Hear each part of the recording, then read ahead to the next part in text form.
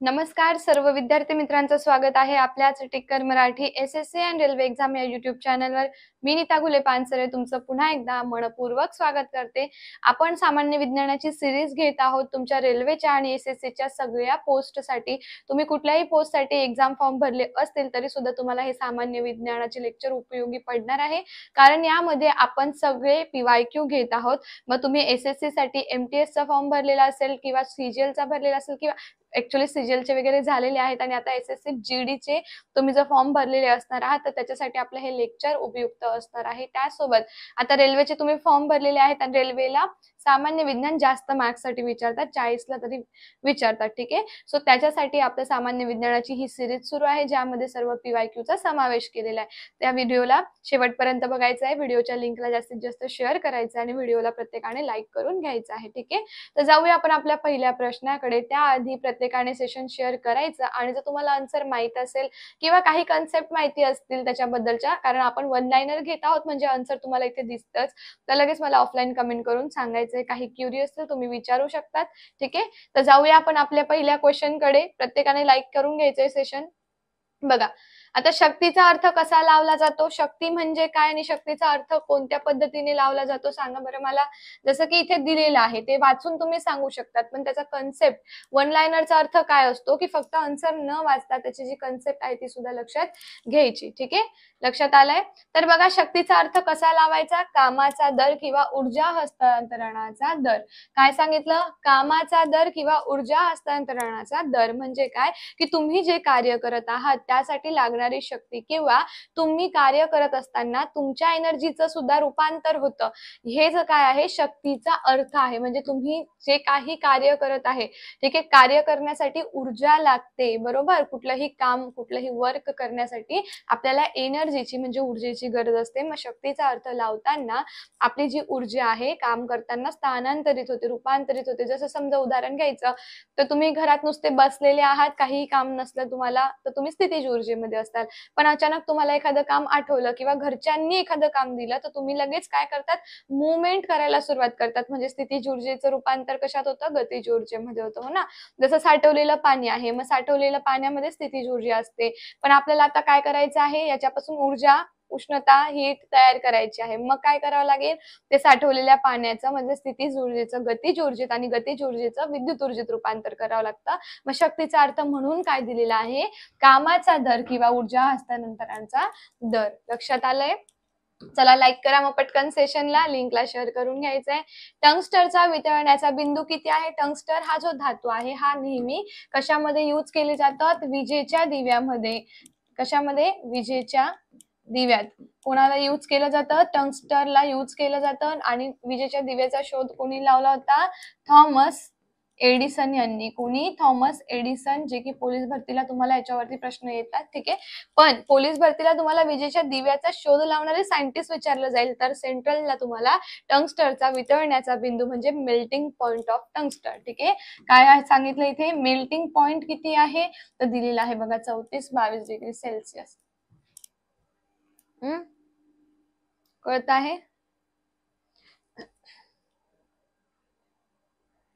ठीक आहे, समजलं असेल तर जाऊया पुढच्या प्रश्नावर. मानवी डोळ्यावर तयार झालेली प्रतिमा काय आहे. मानवी डोळ्यावर जी प्रतिमा तयार होते, समजा आता तुम्ही लेक्चर बघत आहात तर तुमच्या डोळ्यांमध्ये ही प्रतिमा तयार झाली आहे आपल्या व्हिडिओची, ह्या बोर्डची किंवा माझी. ठीक आहे, मग ही प्रतिमा आपल्या डोळ्यांवरती कशी तयार होते आणि याच्यासाठी आपल्या ऑप्टिक नर्वद्वारे आपल्या मेंदूकडे एक मेसेज पोहोचवला जातो, बरोबर. मग कशी तयार होते, वास्तविक आणि उलट. वास्तविक आणि उलट अशी प्रतिकृती तयार झाल्यामुळेच आपल्याला समोरची गोष्ट व्यवस्थितपणे दिसते. ठीक आहे, कशी तयार होते, वास्तविक आणि उलट. ठीक आहे, त्याच्यानंतर बघा पुढचा प्रश्न काय दिलाय, पृथ्वीवरील एकूण पाण्यापैकी गोड्या पाण्याचे साठे किती आहेत. पृथ्वीवरती एकूण किती टक्के पाणी आहे, 71% पाणी आहे, बरोबर. मग त्यापैकी काय सांगितलंय, गोड्या पाण्याचे साठे किती % आहे, तर किती आहेत ते सुमारे 2.5% आहे गोड्या पाण्याचे. बाकी समुद्रामध्ये काय आहे, खारट पाणी. समुद्र कसा आहे, साल्टे वॉटर आहे त्याच्यामध्ये ना, समुद्रापासून आपण मीठ मिळवतो ना, साल्टेड वॉटर आहे ना ते. ठीक आहे, मग दुधाची शुद्धता मोजली जाते लॅक्टोमीटर पासून. दुधाची घनता कशामध्ये मोजतो? लॅक्टोमीटर मध्ये. प्रकाशाची तीव्रता फोटोमीटर मध्ये. हवेचा दाब बॅरोमीटर मध्ये. सो हे जे एकके आहे हे तुम्हाला जास्तीत जास्त विचारले जातील. तर सगळ्या सेशन बघणाऱ्यांनी सेशन लाईक करून घ्यायचंय, फक्त नुसतं बघत राहायचं नाहीये. तर लाईकही करून घ्या. लवकरात लवकर आपण इकडे लाईव्ह सुद्धा सुरू करूया, ठीक आहे.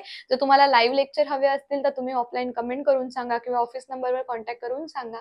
आपण लाईव्ह सुद्धा पुन्हा एकदा सुरू करणार आहोत, जसे की आपले आधीचे लाईव्ह होत होते तसेच. PYQ ची सिरीज घेऊ किंवा आता आपण आपल्या दुसऱ्या अभ्यासाला सुरुवात करू, जे अतिसंभाव्य असतील असे क्वेश्चन घेऊ. कारण वन लाइनर मध्ये मी सगळे PYQ ऍड केलेले आहेत. जसं की मी तुम्हाला बुक सांगितलं आहे ल्युसेंटचं किंवा NCERTचं बुक तुम्ही यूज करू शकतात. ओके. तर लॅक्टोमीटर पासून काय केलं जातं? दुधाची शुद्धता, दुधाचे घनत्व मोजले जाते. ध्वनीची पातळी मोजली जाते डेसिबल मध्ये, ठीक आहे. ध्वनी पातळी कशात मोजलं जाणार आहे?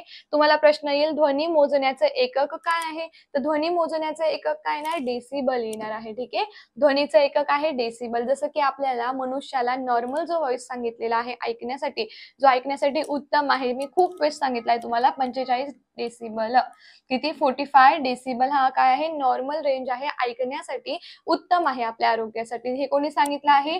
वर्ल्ड हेल्थ ऑर्गनायझेशनने सांगितलंय. वर्ल्ड हेल्थ ऑर्गनायझेशनची स्थापना कधी झाली? 1948. कोणत्या दिवशी? 7 एप्रिल. म्हणून 7 एप्रिलला काय म्हणतो? जागतिक आरोग्य दिन म्हणतो, ठीक आहे. मग त्यांनी काय सांगितलं? 45 डेसिबल काय आहे? नॉर्मल रेंज आहे. नॉर्मल व्हॉइस तुम्ही हा ऐकू शकता. पण जेव्हा 120 डेसिबल पर्यंत आवाज जातो तेव्हा तुमच्या कानठळ्या बसायला सुरुवात होते, ठीक आहे. हे लक्षात ठेवायचं आहे. जसं बायोगॅस मध्ये प्रामुख्याने समावेश कशाचा होतो? बायोगॅस मध्ये प्रामुख्याने तुम्ही कशाचा समावेश बघितलाय? आजपर्यंत आपण बघितलेले आहेत हायड्रोकार्बन्स वरचे प्रश्न. आता हायड्रोकार्बन्स वर तुम्हाला बरेच असे प्रश्न विचारले जातात. हायड्रोकार्बन कुठे शिकतो आपण? रसायनशास्त्रामधलं एक चॅप्टर आहे कार्बनचे जग. त्यामध्ये सगळ्या हायड्रोकार्बनचा तुम्हाला अभ्यास दिलेला आहे. हायड्रोकार्बन्स म्हणजे काय? की कार्बन सोबत जेव्हा हायड्रोजन बॉन्डिंग करतात, जेव्हा बॉन्ड तयार करतात, तेव्हा एकेरी बंध, दुहेरी बंध, तिहेरी बंध असे बॉन्ड्स तयार झालेले असतात. तर मग एकेरी बंधाने मिथेन तयार झालेला आहे, ठीक आहे. मग हे काय आहे? हायड्रोकार्बन मधला एक गट आहे. एक तुम्ही म्हणू शकता असा वायू आहे जो हायड्रोकार्बन आहे आणि जो गोबर गॅस मध्ये असतो. आणि त्याच्यासोबत बायोगॅस मध्ये, गोबर गॅस मध्ये CH4 म्हणजे मिथेन प्लस कार्बन डायऑक्साइड असतो, जो की प्रश्न आपण पोलीस भरतीला सुद्धा बघितलेला आहे ना. मानसर काय येणार? मिथेन. मिथेन काय आहे? हायड्रोकार्बन. किती बॉन्ड आहे? एकेरी बंधाने काय झालेले आहेत? हे जॉईन झालेले आहेत. दिसतंय? किती बॉन्ड आहे? एकेरी बंध आहे. लक्षात आलं? त्यानंतर बघा मायक्रोफोनचा शोधकर्ता कोण आहे? मायक्रोफोनचा शोधकर्ता कोण आहे? सांगा बरं. मायक्रोफोन्स कोणी तयार केले? फोन कोणी तयार केला? टेलिफोनचा शोधकर्ता कोण आहे? Graham Bell. हे तुम्हाला शोधशास्त्रज्ञामध्ये विचारलं जातं. कशात विचारणार आहे? शोधशास्त्रज्ञ. सो व्यवस्थित लक्ष द्यायचं आहे, लक्षपूर्वक लेक्चर करायचं आहे, ठीक आहे. बघा पुढचा आहे मधुमेह होतो. कशामुळे मधुमेह होतो? मधुमेह होणे म्हणजे काय? की आपल्या शरीरामध्ये जी शुगर लेवल आहे ती जास्त होणे, ठीक आहे. शुगर लेवल वाढणे, याला आपण काय म्हणतो? मधुमेह असं म्हणतो, है ना. मग आता ती कधी वाढते? जेव्हा आपल्या शरीरामध्ये इन्सुलिनची कमतरता होते. मग इन्सुलिन काय आहे? तर इन्सुलिन एक प्रकारचा हार्मोन आहे. काय आहे? इन्सुलिन एक प्रकारचा हार्मोन आहे, जो कुठून सिक्रेट होतो? पॅनक्रियाज मधून, है ना. पॅनक्रियाजला काय म्हणतो आपण? स्वादुपिंड म्हणतो. स्वादुपिंड कोणती ग्रंथी आहे? एंडोस्क्राइन आणि एक्झोक्राइन म्हणजे अंतरस्रावी सुद्धा आहे आणि बाह्यस्रावी सुद्धा आहे. तिच्यामध्ये अंतरस्रावी म्हणून इन्सुलिन नामक हार्मोन संप्रेरक सिक्रेट केलं जातं, जे काय करतं? आपल्या शरीरामध्ये जी काही शुगर लेवल आहे त्याला कंट्रोल करण्याचं कार्य करतं. मग जर इन्सुलिन सिक्रेट झालं नाही तर परिणामी डायबिटीस होण्याची शक्यता असते आणि होतच. डायबिटीस फर्स्ट अँड सेकंड असे दोन टाईप आहे डायबिटीस मध्ये.